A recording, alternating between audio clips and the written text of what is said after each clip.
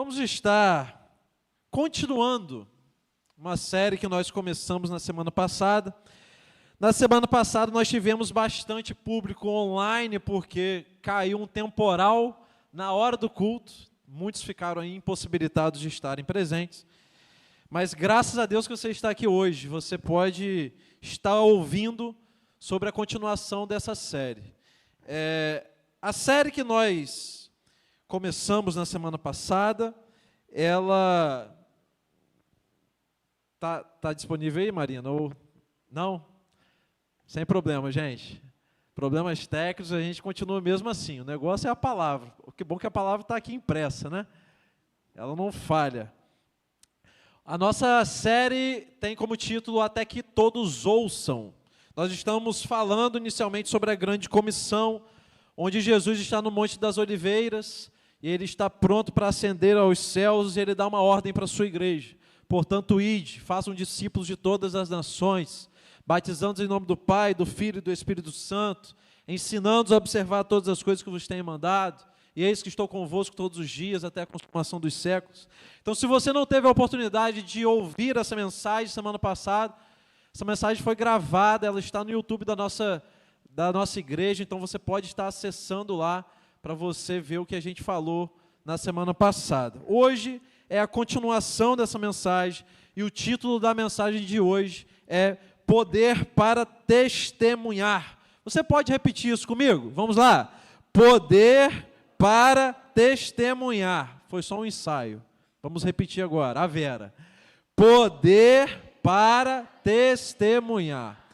Esse é o título do nosso sermão de hoje à noite. Eu gostaria que você, nesse momento, parasse tudo que você está fazendo, se concentrasse aqui na palavra. Muitas coisas querem tirar a sua atenção agora. E, de repente, numa noite que você não está esperando muita coisa, ou está esperando muita coisa, pode ser um divisor de águas na sua vida. Não permita que as distrações tirem isso de você. Então, fica aqui conectado, fica aqui atento a tudo que vai ser falado nessa noite. Se você tem aí a sua Bíblia, abra comigo no livro de Atos dos Apóstolos, capítulo 1. Atos dos Apóstolos, capítulo 1. Nós vamos ler do versículo 6 até o versículo 11. Aí apareceu aí agora, poder para testemunhar. É o título da mensagem de hoje. Minha versão é NVI, mas você pode acompanhar com a versão que você tem aí, irmãos. Novamente, Atos capítulo 1, versículo 6 em diante. Diz assim a palavra de Deus. Então, os que estavam reunidos com Jesus lhe perguntaram: será este o tempo em que o Senhor irá restaurar o reino a Israel? Jesus respondeu: não cabe a vocês conhecer tempos ou épocas que o Pai fixou pela sua própria autoridade. Mas vocês receberão poder ao descer sobre vocês o Espírito Santo. E serão minhas testemunhas tanto em Jerusalém, como em toda a Judéia e Samaria e até os confins da terra. Depois de ter dito isso, Jesus foi elevado às alturas, à vista deles. E uma nuvem o encobriu dos seus olhos. Estando eles com os olhos fixos no céu, enquanto Jesus subia, eis que 2 homens vestidos de branco se puseram ao lado deles e lhes disseram: homens da Galileia, por que vocês estão olhando para as alturas? Esse Jesus, que foi levado do meio de vocês para o céu, virá do modo como vocês o viram subir. Pai, nós te entregamos o nosso coração nesse momento para que nenhuma distração nos tire da sua presença. Que o Senhor possa falar conosco nessa noite, fale com a tua igreja, fale profundamente aos nossos corações aquilo que o Senhor quer tratar em nós. E que essa mensagem possa trazer frutos para o teu reino, em nome de Jesus. Amém e amém. Meus irmãos, Esse texto, na verdade, se você estava aqui na semana passada e se você lembra disso, esse texto é a continuação de Mateus 28. Nós temos a tendência de ler a Bíblia somente dividida em livros e capítulos e versículos, mas a gente esquece que ela também tem uma cronologia que muitas vezes não é seguida na sequência dos textos.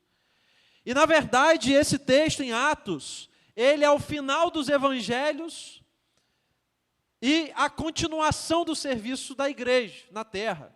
Na verdade, a igreja é inaugurada e Jesus dá a ordem aos seus discípulos. E a continuação dessa conversa é nesse capítulo 1 de Atos, onde Lucas escreve, na verdade, para Teófilo. Ele também escreve o Evangelho, no capítulo, na verdade, o Evangelho de Lucas.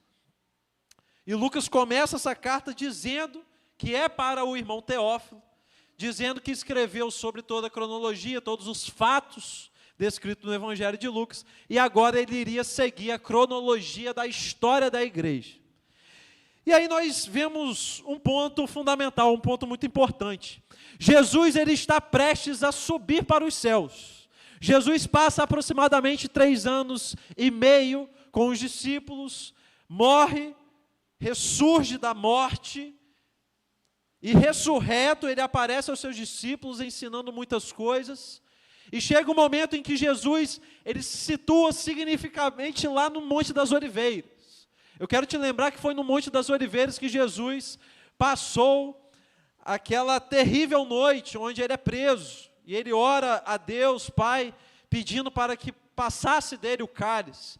Nesse mesmo Monte das Oliveiras, Jesus reúne novamente os seus discípulos, mas dessa vez para dar um até logo. Jesus, ele está voltando para a presença do Pai, mas ele deixa a promessa para os discípulos que ele estaria com eles todos os dias até o final dos tempos. Essa promessa se estende a nós, igreja, discípulos de Cristo. Mas eu quero que você entenda uma coisa. Você precisa entender o que está acontecendo nesse texto. Eu quero que você suponha aí agora na sua cabeça, na sua mente, que você está trabalhando há alguns meses em um projeto muito importante para a sua vida. Seja para a sua carreira profissional, seja para a sua carreira acadêmica, eu não sei. Mas você está há meses nesse trabalho muito importante, você está se dedicando, você está perdendo noites de sono, você está enfrentando muitas dificuldades, e finalmente chega o dia que esse projeto, ele termina. E aí vem aquele alívio, você entrega o projeto, dá tudo certo, você agora está aliviado, você agora pensa, agora acabou, agora posso descansar um pouquinho, porque finalmente acabou. E a gente sabe que geralmente esses descansos são bem curtos, porque a vida retorna e geralmente ela é implacável. Ela sempre vem com um pouco mais de trabalho do que a gente tinha antes. E a gente vive esse ciclo. Se você faz isso profissionalmente, você chega para o seu chefe, entrega um projeto de muitos meses, o seu chefe gosta, ele te promove, e ele fala, agora você tem o dobro do trabalho, porque você tem o dobro da responsabilidade. Então a gente vive nesse ciclo.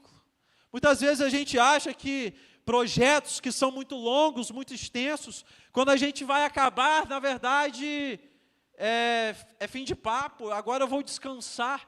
Mas, na verdade, não é bem assim, a vida nos ensina isso, que sempre tem mais trabalho, por mais que você termine algum projeto. Eu quero que você entenda o contexto que está acontecendo aqui. Se você morresse hoje, e daqui a 50 anos alguém contasse a história da sua vida, eu tenho certeza que você gostaria que a pessoa que vai contar sobre a história da sua vida, contasse também os contextos dos momentos da sua vida. Porque muitos momentos em que você toma decisões, para você entender a decisão de alguém, você tem que entender o contexto. Como, por exemplo, a reforma protestante. Como você vai entender a revolta, muitas vezes dita, de Lutero, com a igreja, se você não entender o contexto que ele estava situado. Se você não entender que ele estava insatisfeito, principalmente com as condutas da igreja em relação ao que estava na Bíblia. E aí vem as teses. Como que a gente vai entender a história sem entender o contexto? Isso é impossível. Então a gente não pode também ler a Bíblia desconexo da realidade daquilo que estava acontecendo naquele presente momento. Eu quero que você entenda o contexto que estava acontecendo com os discípulos e com a nação de Israel. Inclusive, eu quero dizer aqui que eu já fiz algumas críticas à série The Chosen aqui no púlpito. Mas a quarta temporada, eu acho que a quarta temporada, está espetacular. Porque eles estão representando muito bem na série o sentimento que os discípulos tinham. Deixa eu só fazer uma pesquisa aqui. Levanta a mão quem já viu essa série aqui, só rapidamente. São poucos, né? São poucos. Esperava que tivesse até mais gente. Essa série, ela mostra principalmente os sentimentos dos discípulos. Mostra Jesus e as suas ações. Mas, de forma brilhante, eles estão mostrando o que os discípulos estão sentindo nesse momento em que Jesus está com eles. Para você entender, você precisa se teletransportar para lá. Vamos supor que a nossa cidade foi invadida por um outro reino, e esse reino escravizou a nossa cidade. E agora você está pagando altos impostos, você está sendo explorado, você está sendo humilhado pela forma de trabalho que essas pessoas estão te escravizando. Só que na Bíblia diz que alguém viria para dar fim à sua escravidão aqui nessa cidade. E você está na expectativa que esse alguém apareça. E de repente aparece alguém dizendo que é esse alguém. Meus irmãos, os discípulos estavam sendo escravizados pelo Império Romano. Se você estudar a história fora da Bíblia, você vai entender que o Império Romano era um império gigantesco, poderosíssimo. E colocou o povo de Israel para servi-los. Colocou o povo de Israel para serem escravos, explorando com trabalhos árduos o povo. Mas esse mesmo povo de Israel tem na Bíblia a promessa de que viria o Messias e que o Messias tiraria o trono do Império Romano e devolveria esse império, esse trono, à descendência de Davi. Pois bem, Jesus vem na plenitude dos tempos e ele se apresenta como o Messias a esses discípulos. E ele começa a ensinar a esses discípulos durante alguns anos. E esse Jesus que se nomeia Messias fala sobre o seu reino. E começa uma expectativa em todo o povo de que esse Messias assumiria o trono de Davi. Afinal de contas, Jesus é descendente de Davi. E aí Jesus, ao final do seu ministério, ele entra em Jerusalém e o povo está com tanta expectativa que recebe Jesus com palmeiras e cantando Hosana nas alturas, porque na ideia do povo, Jesus, naquele momento, iria pegar em espadas, escudos, e iria até o trono de Roma e o tomaria à força. E de repente esse mesmo Jesus, esse rei, morre. E frustra a todos que estavam esperando um Messias que tomasse o trono terreno. E aí o que acontece? Jesus agora ressuscitou dentre os mortos. E ele agora aparece aos seus discípulos. E no Monte das Oliveiras, Jesus reúne os seus discípulos. Ele reúne os seus discípulos e começa a dizer: olha, todo poder me foi dado nos céus e na terra. Agora todo poder está na palma da minha mão. Eu posso pedir o que eu quiser a vocês. Então vocês vão, façam outros discípulos, em nome do Pai, do Filho e do Espírito Santo. E nesse momento, os discípulos, eles estão na expectativa de que agora, depois da sua morte e ressurreição, finalmente Jesus se revele e tome o trono finalmente de Roma e liberte o povo de Israel da escravidão. E aí entra o texto de Atos, que nós acabamos de ler. Jesus está no Monte das Oliveiras. Os discípulos estão com os olhos arregalados para Jesus, esperando que Jesus, agora sim, ele vai restaurar todas as coisas. E os discípulos empolgados falam: mestre, é agora que o Senhor vai restaurar a Israel. Jesus não dá muita pista, ele fala, olha, isso aí é com Deus Pai, só Ele sabe. Mas mesmo assim os discípulos ainda estavam na esperança de que Jesus agora tomasse o reino, e Jesus começa a ascender os céus, Jesus começa a subir aos céus. E a palavra vai nos dizer que os discípulos ficam olhando. E eu imagino que os discípulos estão olhando fixamente, porque eles ainda estão esperando Jesus agora se revelar e tomar o reino. E de repente Jesus some dentre as nuvens. E eles ficam assim, ué, o que vai acontecer agora? Porque eu esperava que Jesus fizesse alguma coisa para a realidade atual, não no futuro, porque Ele está aqui comigo agora, Ele pode libertar meu povo agora, e por que Ele não faz isso agora? E aí 2 varões de branco, 2 homens de branco, chegam e falam para os seus discípulos, olha, por que vocês ainda estão olhando? Ele se foi e agora ele vai voltar algum dia, mas ele vai voltar da mesma forma como ele subiu. Vocês têm trabalho para fazer. E nesse momento foi que talvez os discípulos finalmente entenderam que a restauração de Israel ainda iria demorar. E que, na verdade, o que Jesus estava prometendo não era uma restauração terrena, mas sim uma restauração espiritual. Ninguém entendeu, meus irmãos. Você agora é capaz de entender, mas os discípulos, naquele momento, não estavam entendendo nada. Como pode esse mestre não ter restaurado o reino? Mas na verdade esse mestre está restaurando o mundo espiritual. Meus irmãos, assim como os discípulos, nós muitas vezes também estamos olhando para o céu esperando algo acontecer, quando na verdade o céu está olhando para nós, esperando que a gente se mova. Mas você está aguardando algo. Que algo que você está aguardando? E aí a gente passa a querer saber quando Deus vai agir, quando Deus vai agir ao meu favor, quando Deus vai agir a favor da nossa nação, a favor da nossa cidade, a favor da minha casa, a favor da minha igreja.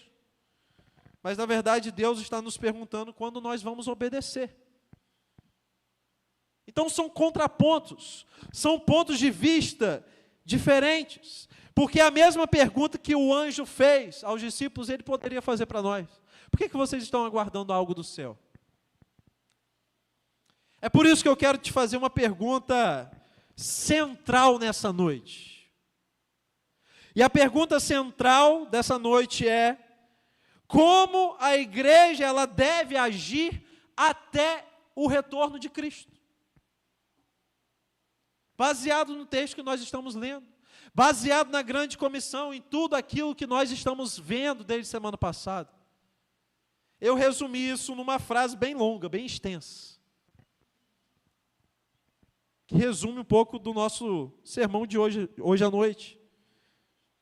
A igreja, meus irmãos, deve agir como testemunha viva de Cristo, movida pelo poder do Espírito Santo, sem criar expectativas terrenas, mas confiando na soberania de Deus e aguardando a volta de Cristo. Se eu pudesse resumir o sermão de hoje numa frase, era essa aí. Essa é a centralidade do nosso sermão de hoje. Como a igreja ela deve se portar até a volta de Cristo? Dessa forma. Nós somos testemunhas vivas de Cristo. Nós recebemos poder fornecido pelo Espírito Santo. Mas nós também não podemos criar expectativas terrenas. Pelo contrário, confiar na soberania de Deus até que Cristo venha, como nós cantamos aqui hoje. Até que Ele venha. E aí eu posso aprender algumas coisas nesse texto, para que essa igreja, que é você, que sou eu, não caia em equívocos, que nós possamos nos portar devidamente até a volta de Cristo, como Deus quer. Se você está prestando atenção, diga amém. Aí, não está dormindo, né? Continue comigo. Primeiro ponto, primeiro ensinamento que nós temos que ter, sobre a postura que nós temos que assumir, ao contrário do que os discípulos fizeram, é a expectativa humana equivocada. E meus irmãos, quando nós temos uma expectativa humana equivocada, isso significa que nós estamos sempre olhando para um reino que é terreno.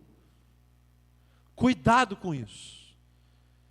Essa é a primeira forma que você não deve se portar, criando expectativas equivocadas, assim como os discípulos fizeram. Se você voltar aí no texto comigo, versículo 6, de capítulo 1 de Atos, fala assim: então os que estavam reunidos lhe perguntaram: Senhor, é neste tempo que vais restaurar o reino a Israel? O que os discípulos estavam pensando aqui? Senhor, nós criamos expectativas terrenas. Então é agora que o Senhor, de forma terrena, vai atender às nossas expectativas. Era o sentimento dos discípulos naquele momento.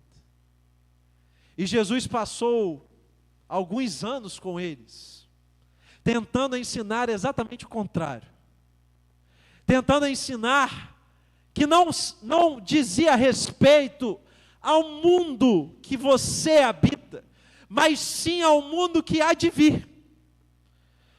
Mas sim em relação ao reino de Deus, que não se limita a um terreno físico. O reino de Deus, na verdade, é um reino espiritual. E os discípulos não estavam entendendo, porque na cabeça deles a ideia era um libertador político, que restauraria Israel a mesma glória que tinha tido com o rei Davi. Completamente errado. E mesmo após a ressurreição de Cristo, eles ainda perguntam.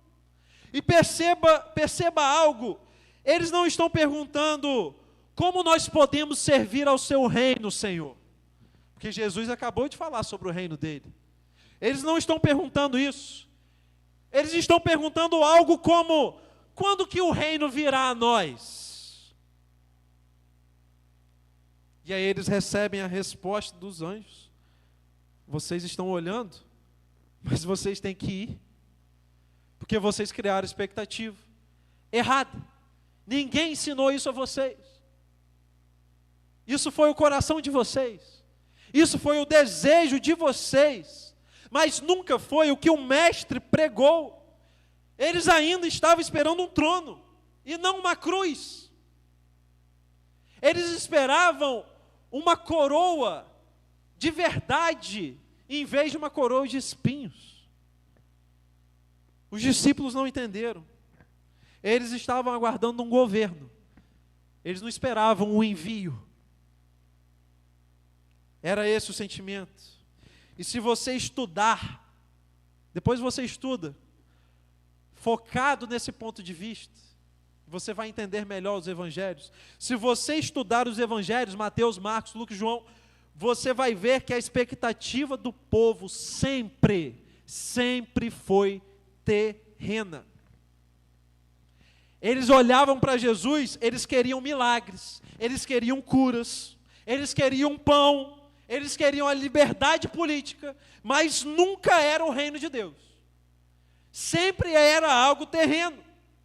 Tudo o que eles esperavam de Jesus estava relacionado ao que era visível, ao que era imediato. Mas isso não acontece somente com os discípulos, meus irmãos.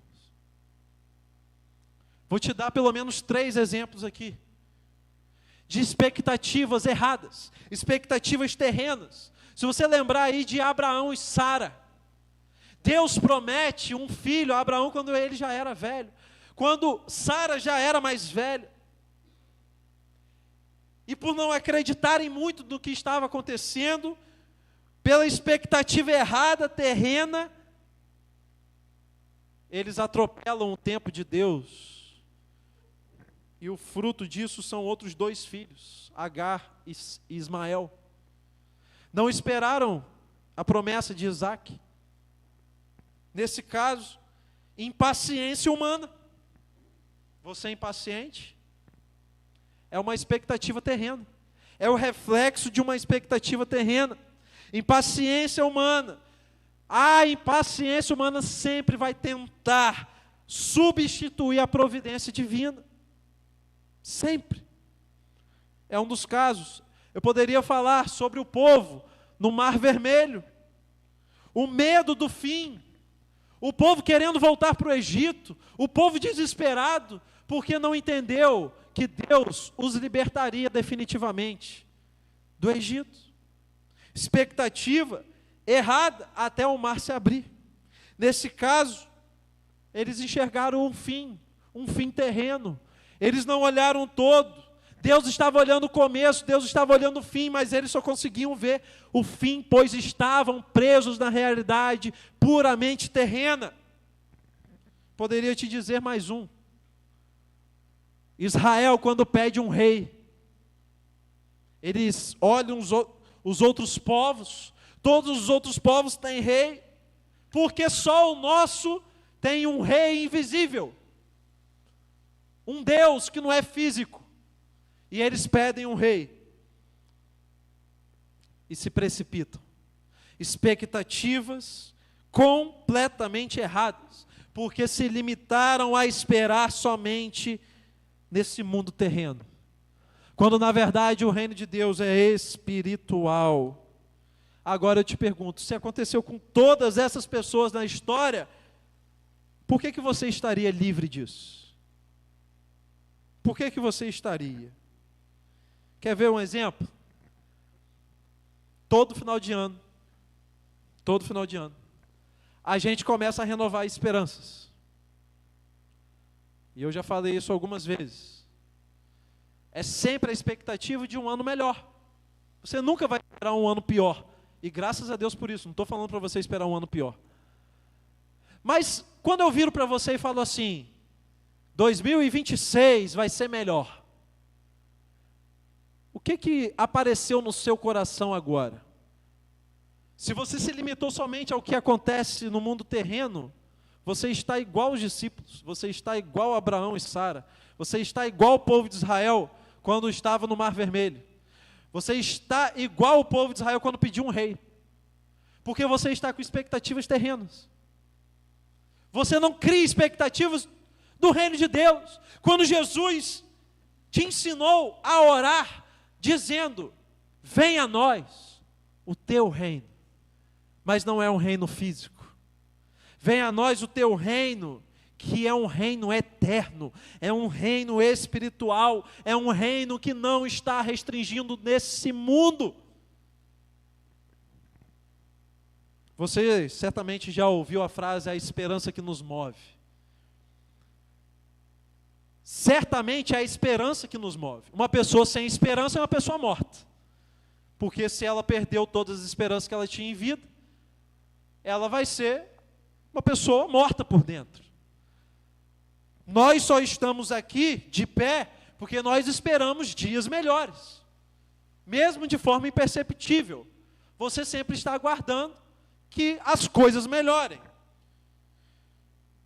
Porém, o sucesso dessa frase vai depender de uma outra pergunta.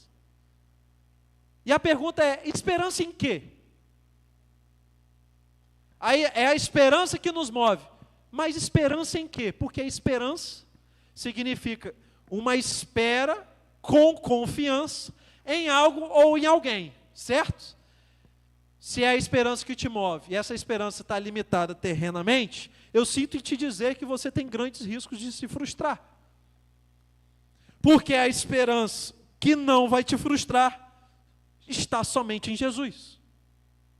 A igreja, ela deveria se comportar com a sua esperança concentrada somente no Mestre. Mas isso não acontece.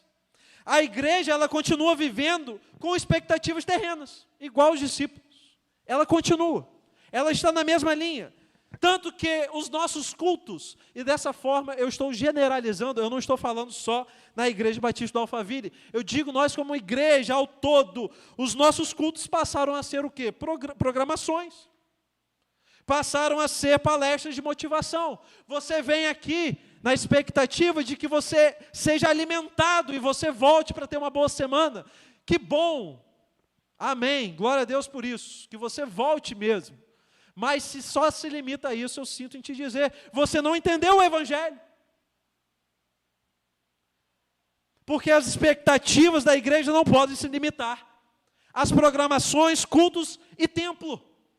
As nossas expectativas têm que estar apontadas para um reino que não é terreno, mas sim eterno. Amém? Essa é a verdade.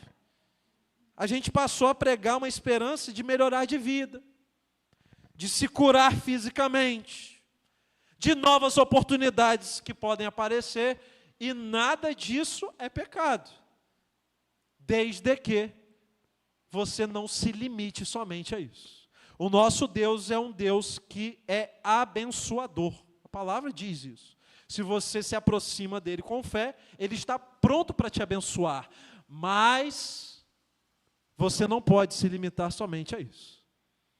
As nossas expectativas têm que estar apontadas para o alto. Olhar para cima. Mas não ficar aguardando.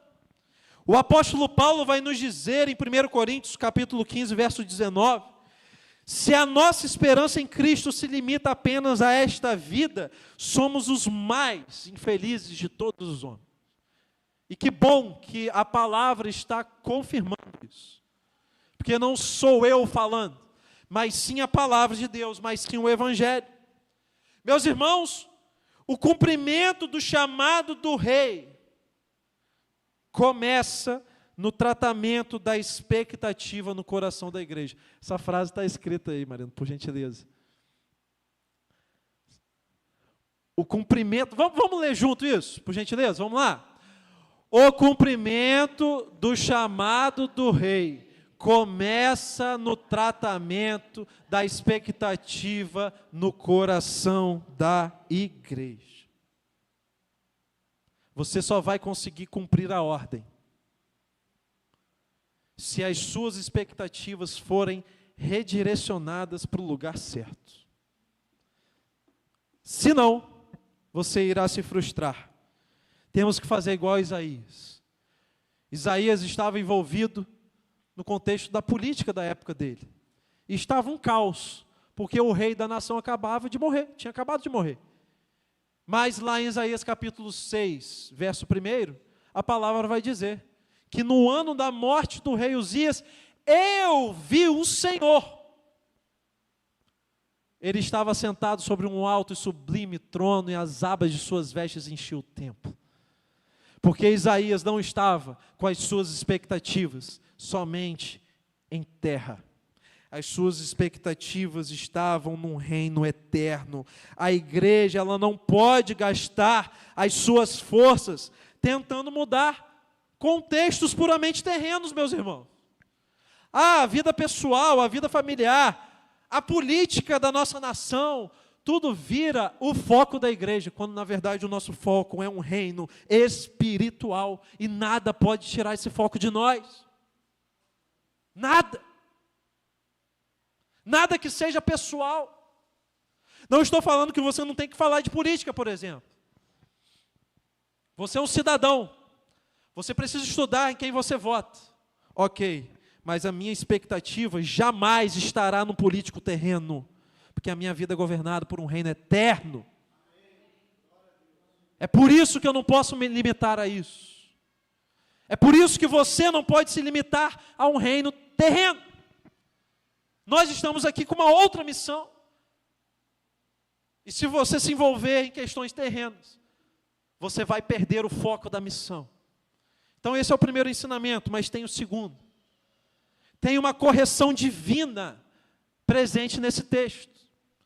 E essa correção divina nos ensina o seguinte, sobre a soberania de Deus sobre todos os tempos.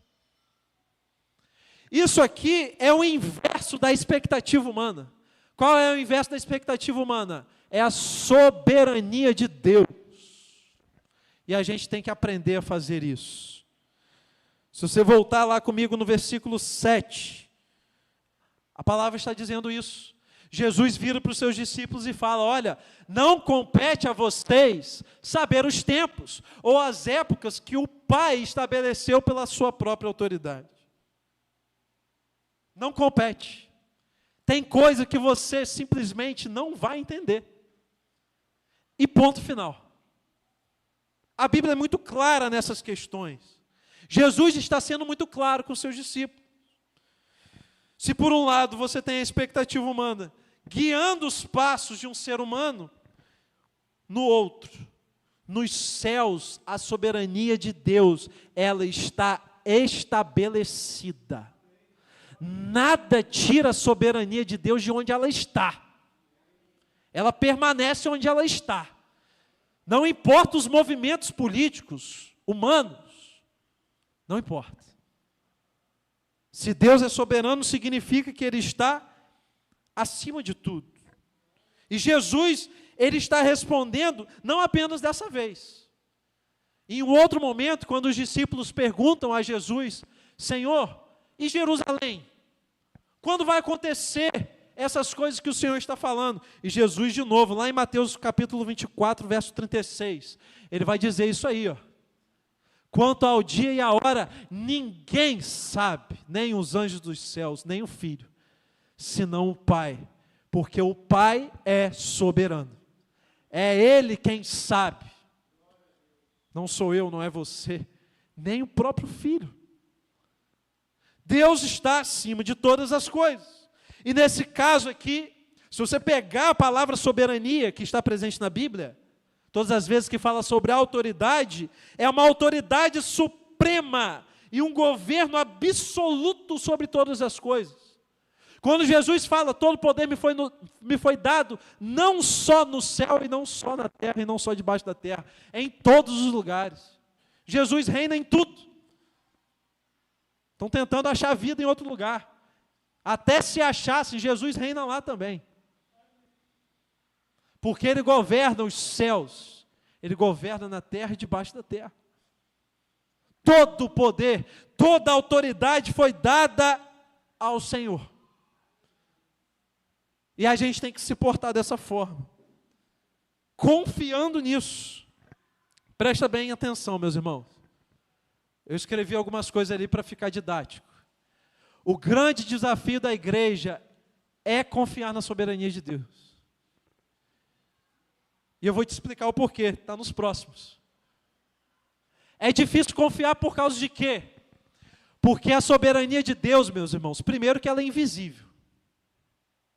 Segundo, porque muitas vezes, eu diria mais de 50% das vezes, a soberania de Deus vai ser contrária à nossa vontade.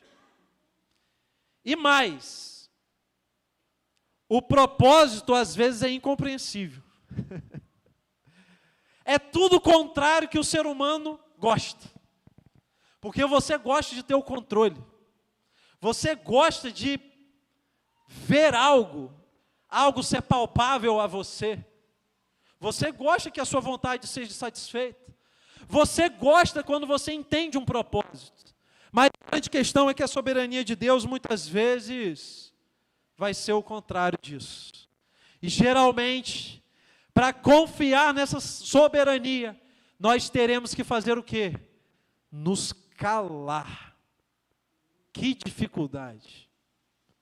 Aceitar esta realidade e fazer o que nós não entendemos.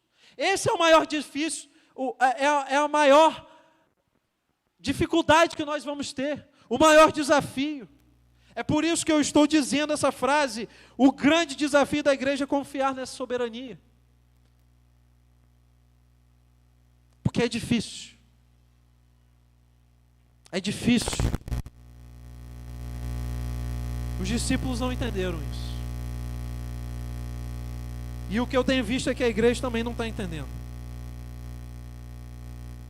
Que a gente precisa confiar na soberania de Deus, que é invisível, que vai se contrapor à sua vontade, que não vai ter um propósito claro inicialmente, para o seu tempo. Às vezes você vai passar por alguma coisa, e você nem sabe por quê, e nem vai saber, só no céu, porque Deus é soberano. Em João capítulo 13, verso 6, tem um trecho que mostra um pouco dessa soberania. Então chegou até Simão Pedro, quando Jesus estava lavando os pés dos discípulos, e aí Simão Pedro falou o seguinte para o Senhor: Senhor, vais lavar os meus pés? E Jesus respondeu o seguinte: você não compreende agora o que eu estou fazendo. Mais tarde, porém, você entenderá. E Pedro disse: nunca lavarás os meus pés. E Jesus respondeu: se eu não lavar, você não tem parte comigo. Aprenda que você não vai entender agora. É basicamente o que Jesus está dizendo. Aprenda a obedecer, mesmo sem entender.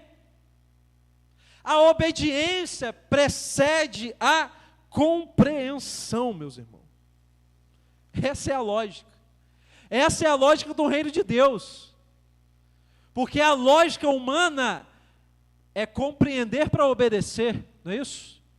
Você entende a instrução e você realiza. No reino de Deus não é assim. No reino de Deus, você primeiro obedece e, se der, depois você vai compreender. É assim que funciona. É o contrário da expectativa humana. É a soberania de Deus. E aí você vai questionar: por que Deus? Por que é assim? Pois é. Muitas das minhas aflições nunca foram respondidas em oração. Muitas das provações que eu passei em vida, não chegou uma resposta para mim.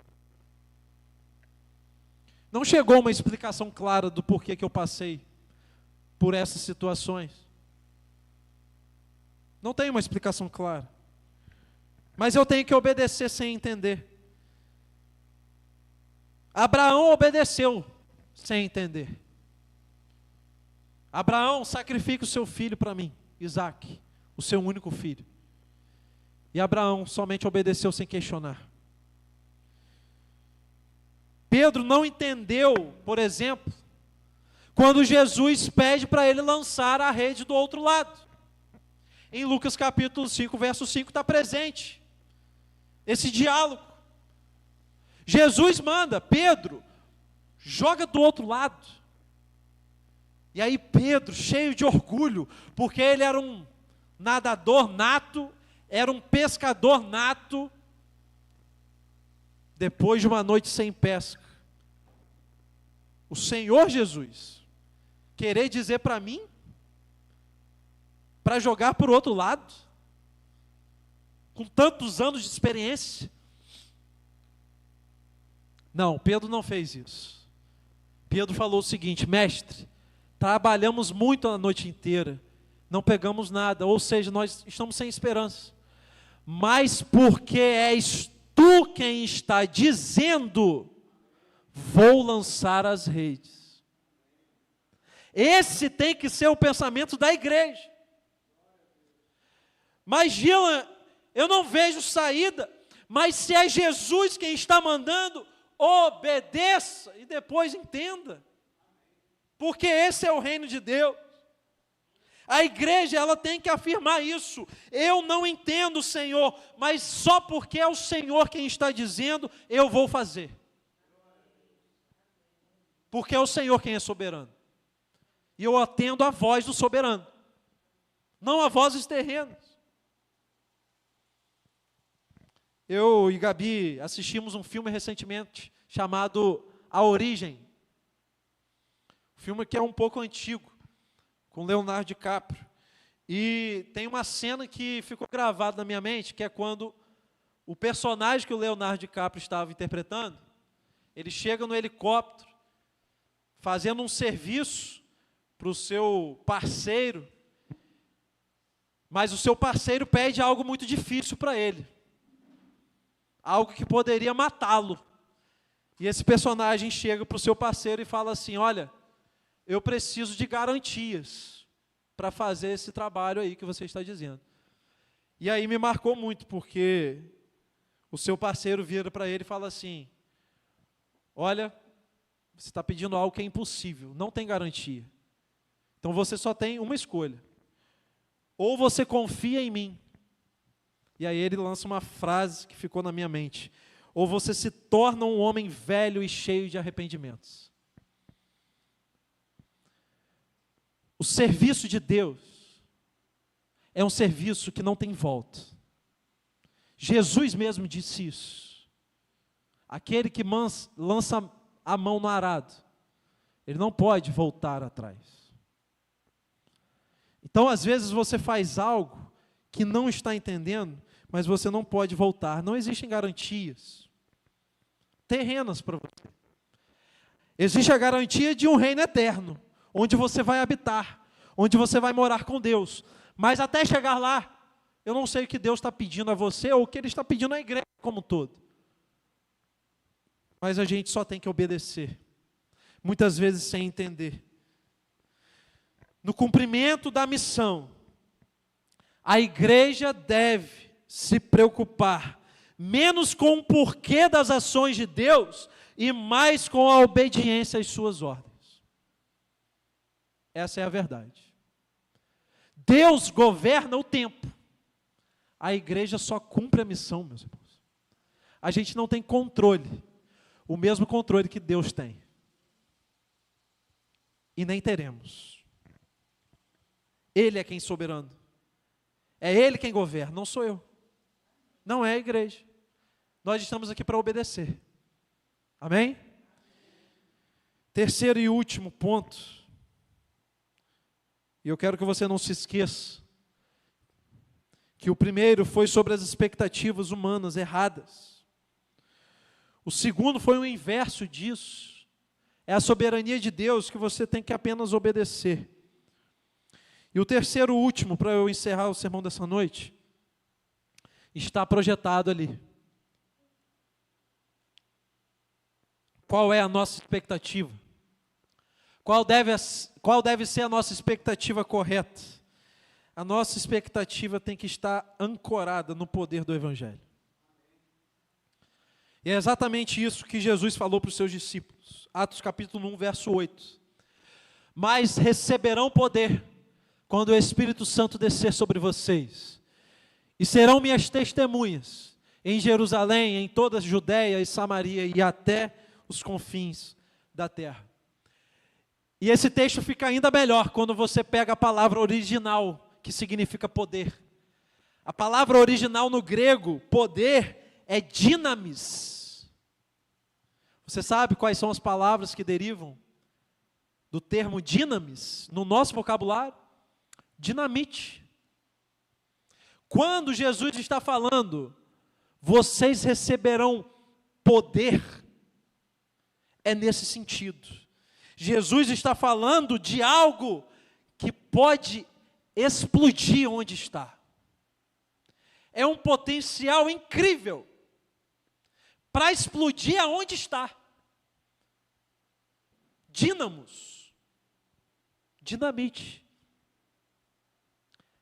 É nesse sentido que Jesus está querendo nos dizer. Vocês receberão poder. Em outras palavras, vocês vão receber uma potência sobrenatural para fazer a minha obra. E ele diz isso para a igreja.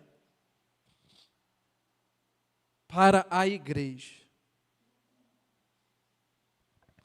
É uma autoridade concedida. É uma energia. É um poder que vem de um dono. Preste atenção, meus irmãos. não somos nós que temos um poder. Você tem que ficar muito atento a isso. Porque tem gente que manda Jesus obedecer a ordem. Porque eu estou dizendo, cura em nome de Jesus. Eu ordeno que Jesus faça isso agora. Quem sou eu? Quem é você para ordenar alguma coisa? Nós é que na verdade recebemos uma ordem. E quando a palavra está dizendo que nós recebemos o poder, esse poder está emprestado a nós. Esse poder, ele vem do Espírito Santo. Ele não é meu. Ele não é seu. Eu não tenho poder nenhum. Na verdade, é como o apóstolo Paulo diz: miserável homem que sou. Quem me livrará do corpo dessa morte? Nós somos pessoas miseráveis, carentes da glória de Deus. O poder não está em nossas mãos. O poder está com o Espírito Santo. E é Ele quem nos capacita. É Ele quem capacita a igreja. Não é o poder do trono. É o poder do testemunho. É isso que nós temos. Não é o poder de dominar. É o poder de servir. A força da igreja não está em sua estrutura, mas em sua dependência do Espírito Santo. O poder da igreja, ele jamais estará nas capacidades técnicas que o nosso templo tem. Ah, Dylan, mas o nosso templo é tão pequeno. Pois é, mas o poder do Espírito Santo é o mesmo. Ah, Dylan, mas comparado a outras igrejas, nós temos tão poucos recursos, mas o Espírito Santo que concede poder é o mesmo. Porque tem igreja que acha que o poder está na sua estrutura, quando na verdade a sua estrutura não é nada. Deus não pode habitar em templos humanos. Nós não fomos chamados para levantar templos apenas. Isso é para facilitar a expansão do reino. É claro que facilita. É claro que facilita ter um microfone para falar. É claro. Mas a minha confiança não tem que estar nesse poder. O poder vem de Deus. O poder está nas mãos de Deus. É por isso que a força da igreja não está na sua estrutura. Ela está na dependência do Espírito Santo. Quando a dependência ao Espírito Santo acabar, a igreja perdeu a sua força. Isso é um alerta para nós. Romanos capítulo 1, verso 16. O apóstolo Paulo vai dizer: não me envergonho do evangelho, porque é o quê? Poder de Deus para a salvação de todo aquele que crê. É a mesma palavra. Inclusive a palavra dunamis é isso aí. Poder. Dunamis. Dinamite. Poder, potencial de explosão. Meus irmãos, nós temos uma dinamite em mãos. O apóstolo Paulo está dizendo que o evangelho é o poder de Deus. Ou seja, é a dinamite que Deus tem em mãos, que Ele está concedendo para você usar. É isso. A palavra que Ele está querendo dizer é isso. E a boa notícia sobre Jesus Cristo, que é o evangelho. O que significa evangelho? Boas novas. O nosso Jesus veio a essa terra. Ele não veio inaugurar um reino terreno. Glória a Deus por isso. Porque o reino dele é eterno. Isso significa que as boas novas significa dizer que ele venceu a morte. E ele pode te conceder a vida eterna. Essas são as boas novas. É esse o poder que a igreja tem em mãos. E eu quero que você entenda uma coisa. Você fica vendo essas guerras frias que aparecem por aí, que não são guerras entre países propriamente dito, mas são ameaças. E perceba o seguinte: os países que têm bomba atômica, geralmente são classificados como países extremamente poderosos. Curioso, não? Por que que eles querem acabar com bases de bomba atômica, cada um de outro país? Porque eles sabem que o país que desenvolveu uma bomba atômica que tiver em mãos, tem o controle do mundo em suas mãos. Vamos trazer para a nossa realidade? O que é uma bomba atômica perto do poder do Evangelho, segundo a palavra está nos dizendo? Um Evangelho que está sendo dissipado há 2000 anos e jamais será limitado, jamais será encerrado. As boas novas de Cristo se encerram quando Cristo volta e reina para sempre com a sua igreja. Ponto final. O céu e a terra podem passar, as minhas palavras não passarão. Jesus diz isso a nós. É o poder de Deus para a salvação de todo aquele que crê. É uma dinamite, meus irmãos, com todo respeito. Como que pode eu ter uma dinamite em mãos e colocar debaixo do meu braço? Como pode eu ter uma dinamite em minhas mãos e eu colocar essa dinamite aberta, lá na estante da minha sala? Como se limitasse a isso? É uma dinamite, é o poder do Evangelho.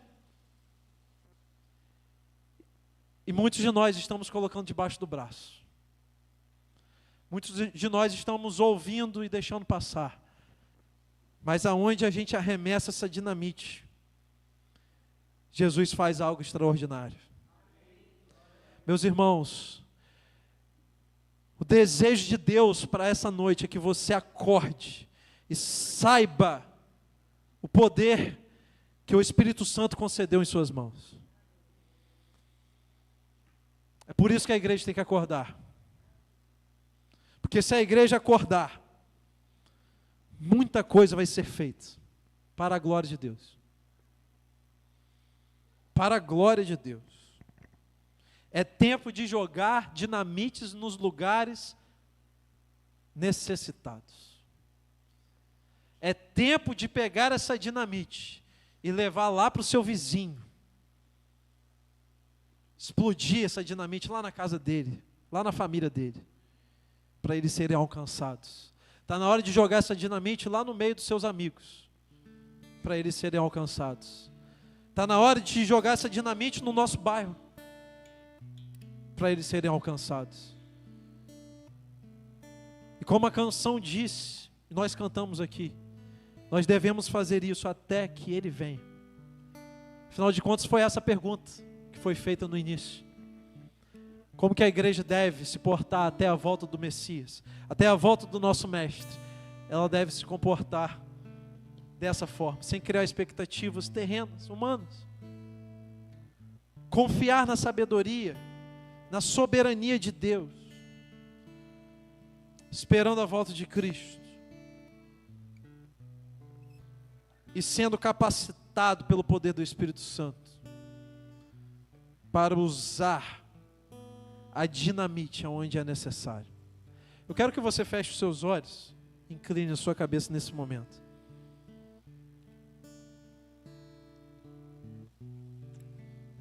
Reflita sobre tudo que foi dito. Tenho certeza que isso não parte de mim. Isso parte do próprio Espírito Santo, que capacita a sua igreja, que desperta a sua igreja.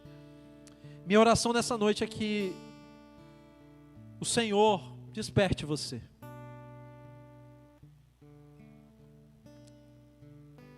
Desperte a sua alma. Por saber que você tem algo incrível a fazer. Você tem uma missão fundamental nessa terra. E ela só vai se findar quando Cristo voltar, seja para essa terra ou seja para você. A sua missão só se encerra quando Cristo voltar. Até lá você tem algo a fazer. Jesus te comissionou para a obra dele. Você mesmo que está me ouvindo, ele te comissionou. Ele não comissionou somente pessoas que têm cargo em igreja. Não foi para isso que Deus nos chamou. Jesus chamou sua igreja para testemunhar com poder. Seja em templos ou fora de templos. Seja com estrutura física, seja sem estrutura física. Seja com microfone, seja sem microfone. Seja com recurso ou seja sem recurso. O Espírito Santo, Ele só te concedeu o poder do Evangelho e isso basta. A partir disso você pode fazer a diferença.